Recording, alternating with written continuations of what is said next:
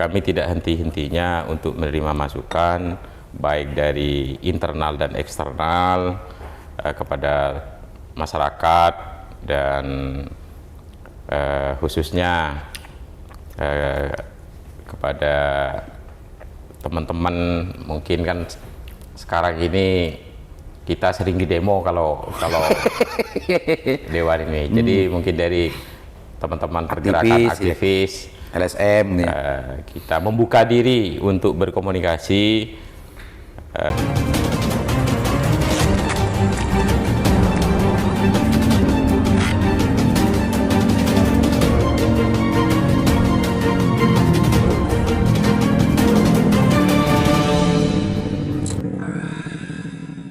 Assalamualaikum warahmatullahi wabarakatuh. Kembali berjumpa dengan saya Leman Haris di acara Sana Sana. Hari ini saya sengaja mengunjungi ruang Ketua DPRD Kabupaten Bangkalan yang baru. Sekaligus ta'aruf terhadap masyarakat Bangkalan, sosok beliau dan bagaimana DPRD ke depan. Assalamualaikum Pak Ketua. Waalaikumsalam Kanda. Gimana kabarnya Pak Ketua? Alhamdulillah sehat. Menempati ruangan ini sudah berapa hari nih Pak Ketua? Baru 2 hari ini. 2 hari ini, berarti saya masih norok merabenin berarti ini saya. Betul Kanda. Perdana ini. Iya. Ternyata ruangannya sip dan memang representasi lah, merepresentasi sebagai ruangan ketua. Lo grogi ya Pak Ketua ya di sini, masuk ke sini awalnya. Alhamdulillah waktu ketua sebelumnya sering masuk ke sini, kita koordinasi. Sudah bisa menyesuaikan. Oh, sudah ada biasa sebelumnya ya. Iya. Tapi kalau sebelumnya itu kan hanya sekedar berkoordinasi dengan ketua mantan ketua ya. Terus iya. Kalau sekarang kan justru ketuanya sudah ada pada dirinya kan gitu. Kan berbeda ini. Oke Pak Ketua, sudah 2 hari ya di sini ya. Iya, 2 hari di sini. Pak Ketua, barangkali saya juga bantu ya, saya akan bantu untuk memperkenalkan. Kalau orangnya tidak perlu untuk diperkenalkan karena sudah terkenal. 2 periode Pak Ketua ya? 3 apa 2? 2. Dari Partai Gerindra, beliau dari Dapil 3, Kokop Tanjung Bumi Konang. Kokop Tanjung Bumi Konang. Beliau ini sudah 2 periode di sini. Dan alhamdulillah hari ini menduduki sebagai ketua, diberi amanah oleh rakyat ya, secara hakikatnya menjadi ketua DPRD Kabupaten Bangkalan. Pak Ketua, setelah dilantik dan menjabat sebagai ketua Dewan Kabupaten Bangkalan ini kan ini tugas baru nih. Betul. Tugas baru, tanggung jawab baru, kewajiban baru. Gimana ceritakan dong apa namanya situasi pertama kali ketika sudah menyandang itu, menyandang ketua dewan itu. Sejujurnya Kanda Liman, saya menjadi ketua DPR ini tidak merubah pada posisi saya sebelumnya secara pribadi. Karena tugas kedewanan itu sama. Sebetulnya sama ya? Ya, waktu jadi anggota. Cuman sekarang amanatnya lebih besar, tanggung jawabnya lebih besar, seperti itu kan. Merepresentasikan justru menjadi ikon serta merepresentasikan suara dewan kalau ketua dewan. Betul. Jadi kita ini kemarin cuma 12 orang di komisi, sekarang nambah jadi 49. 49. Betul. Itu yang harus dikoordinasikan, yang harus diakomodir dan didengar aspirasinya. Pak Ketua, tugas-tugas ketua dewan itu kan sebetulnya menurut saya tidak lebih banyak ke dalam, karena itu sudah ada komisi AKD ya. Betul. Ada komisi, justru akan lebih banyak keluar, karena kalau namanya ketua itu setelah Pak Ketua Fendi itu di luar, nanti yang dilihat orang itu bukan Fendi tapi anggota dewan DPR Bangkalan. Nah, di pemerintah daerah itu kan ada Forkopimda. Sudah melakukan silaturahim? Sejauh ini masih belum, mungkin kedepannya karena ini masih baru, Kanda Liman. 2 hari ya? 2 hari, jadi masih ada tugas-tugas di internal. Mungkin kedepannya ini saya akan mencoba berkomunikasi dengan Forkopimda dan stakeholder yang lainnya untuk kita berkomunikasi, perkenalan dulu, Taruh ya. menyesuaikan, beradaptasi dengan lingkungan yang baru ini nanti, yang skalanya mungkin lebih besar seperti itu. Penting nggak, perlu nggak, merasa penting dan perlu nggak untuk bagaimana minta dampingan dulu kepada mantan ketua atau bagaimana? Oh, secara otomatis kita penting itu untuk berkomunikasi dan minta masukan dari beliau. Mantan ketua ya? Iya, dari mantan ketua ini. Artinya hubungan komunikasi dengan Forkopimda, karena bicara ke Forkopimda itu juga bicara tentang masalah kepentingan masyarakat Bangkalan, kan sama. Betul. Jadi selama ini kan Daliman, saya kan belum pernah berkomunikasi dengan pimpinan Forkopimda ini. Jadi ilmunya itu ada di Pak Ketua yang lama. Mantan. Ya, jadi secara otomatis saya pribadi nanti harus berkoordinasi untuk meminta arahan-arahan seperti itu. Gitu Mirza.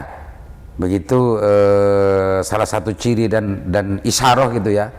Pemimpin itu ya begitu yang sebetulnya bisa diharapkan. Bukan yomon saya, bukan begitu.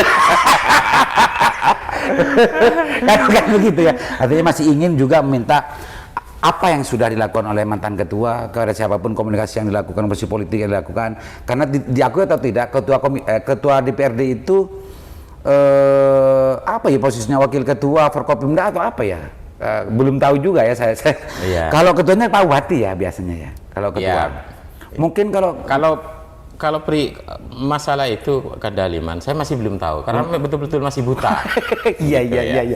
Jadi artinya betul-betul pingin perlu untuk arahan dari mantan ketua. Betul. Mantan ketua. Ini catat ini loh ya. Ini catat, ini masalah ini catat. Satu pertanyaan dicatat karena biar ada anggapan-anggapan liar di masyarakat yang justru seolah-olah akan ada sesuatu yang tidak baik gitu ya. Ini justru menurut saya langkah yang baik dan langkah yang sangat dewasa dari Ketua Dewan hari ini untuk bagaimana tidak membuat garis demarkasi dengan mantan ketua gitu kan? Oda, kami ini kan komunikasinya baik, Kang Daliman. Maksudnya itu hal yang baik ini perlu kita teruskan. Seperti itu. Pak Ketua, apa kira-kira yang ingin dilakukan oleh Pak Ketua? Karena kalau bicara masalah Ketua Dewan itu kan apalagi ini politik ya. Betul. Komunikasi politik baik dengan Forkopimda, baik dengan masyarakat, baik dengan stakeholder, baik dengan bupati atau dan lain-lain. Apa yang ingin disampaikan kepada publik dan juga khususnya kepada mereka semua yang menjadi sasaran komunikasi nantinya, yang mau disampaikan oleh Pak Ketua, apa kira-kira bangunan komunikasinya yang akan dilakukan oleh Pak Ketua selama 1 tahun ke depan ini, Pak Ketua? Yang jelas kami ini akan berkoordinasi dan juga meminta arahan terutama kepada PLT Bupati Bangkalan, baik dari Forkopimda dan stakeholder eksekutif, untuk tidak henti-hentinya memberi masukan kepada kami di DPRD Kabupaten Bangkalan ini untuk kepentingan dan kemaslahatan masyarakat Kabupaten Bangkalan. Seperti itu. Artinya nggak bakalan ini kepentingan Dewan, itu urusan eksekutif. Dari komunikasi politiknya tidak begitu ya? Oh tidak Kanda, karena kita ini dipilih dari kepanjangan tangannya masyarakat. Itu kan larinya ke personal nanti itu Kanda gitu ya. Kan banyak tuh, sebelumnya kan terkesan begini Pak Ketua. Mohon maaf ya. Sebelumnya kan terkesan begini, ada semacam bukan duri ya, tapi komunikasi politik yang kurang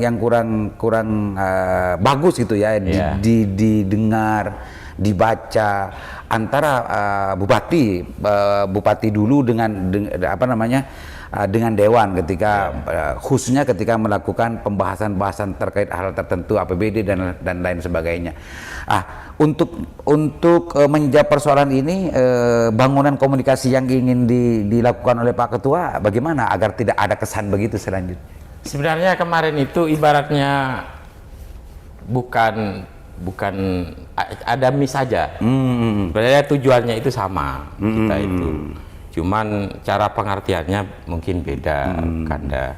Jadi itu harus dimulai dari awal. Kita sebagai pimpinan DPRD ini mungkin komunikasi nanti memfasilitasi dari teman-teman yang di Dewan di ya. dapur kami ini, Nah, di kedewanan ini, untuk tidak terjadi miskomunikasi ke depannya. Jadi kemarin itu publik menilai kami ada jarak semacam diskomunikasi antara eksekutif dan legislatif. Pada dasarnya kita tujuannya sama, seperti sama itu. ya. Iya. Pak Ketua ingin mengambil sebuah pola komunikasi sebelum semua mohon maaf istilahnya kepentingan rakyat yang direpresentasikan oleh Dewan dalam konteks ini akan betul-betul selalu dilakukan komunikasi dengan pihak eksekutif ya. Iya, betul. Tidak menunggu dulu ketika ada musim pembahasan gitu ya. Oh tidak ya. Tidak ada.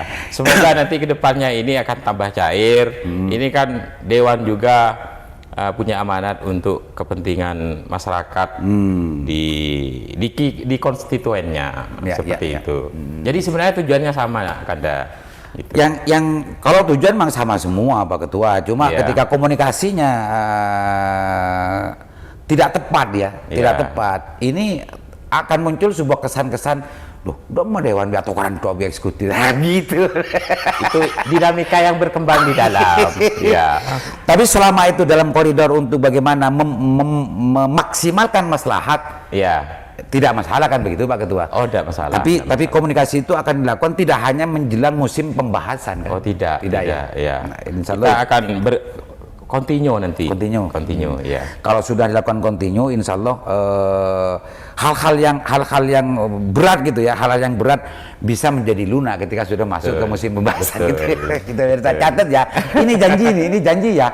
Janji ketua baru untuk bagaimana membangun komunikasi dengan pihak-pihak lain. Nah ini khususnya dengan eksekutif.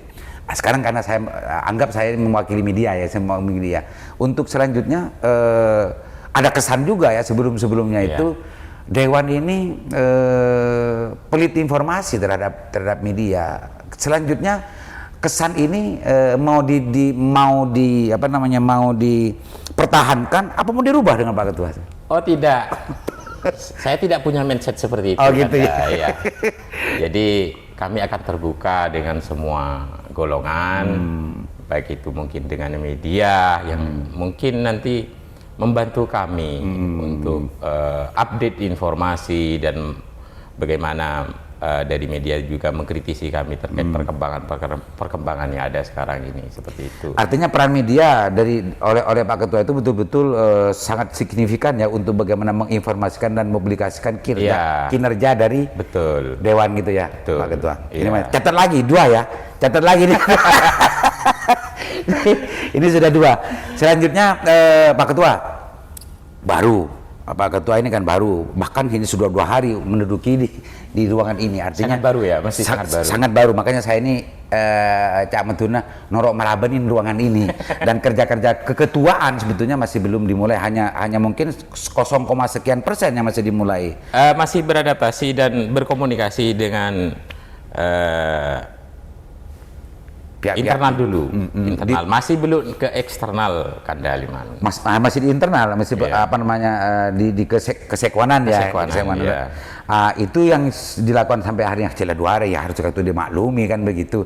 Lah untuk selanjutnya Pak Ketua ini kan urusan persoalan kedewanan ini kan tidak 1, 2, akan banyak. Bahkan kalau masyarakat Bangkalan itu urusan sekecil apapun betul ke Dewan. Betul ke Dewan. Nah, kalau yang tadi ke eksekutif sudah ingin merubah pola komunikasi agar akan melakukan komunikasi intensif ya, agar tidak terkesan ada miss ya, dan ada saling tarik menarik yang keras gitu.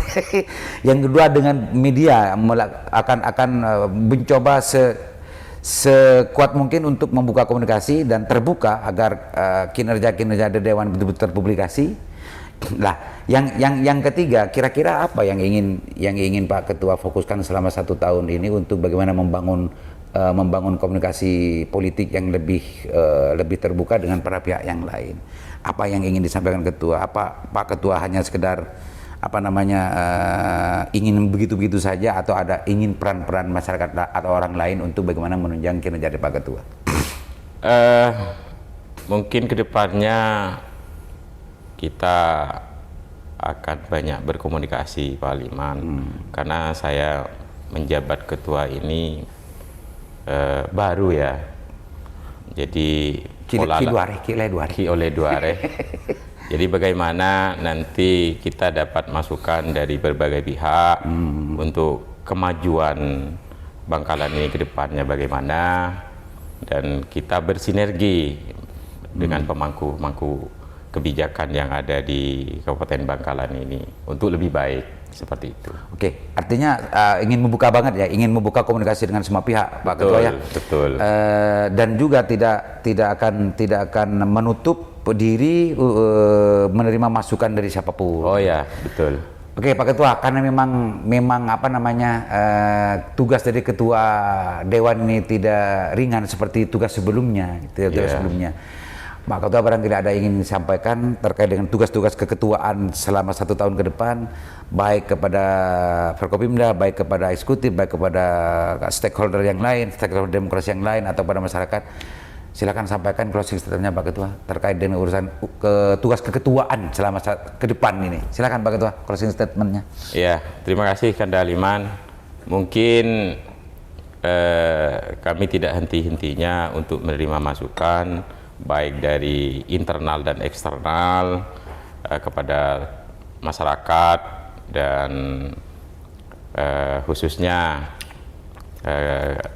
kepada teman-teman. Mungkin kan sekarang ini kita sering di demo kalau Dewan ini. Jadi mungkin dari teman-teman pergerakan aktivis LSM kita membuka diri untuk berkomunikasi,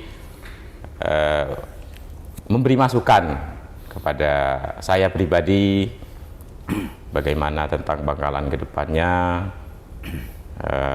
Kita bergandengan tangan untuk membangun Bangkalan lebih baik, seperti itu Kanda Aliman ya. Oke, itu pemirsa, catat ya. Ini ta'aruf pertama dan beliau masih 2 hari ya ada di ruangan ini, dan masih 0, sekian persen tugas-tugas keketua dewanan yang dilakukan. Hari ini menurut cerita beliau masih internal, secara internal masih belum keluar.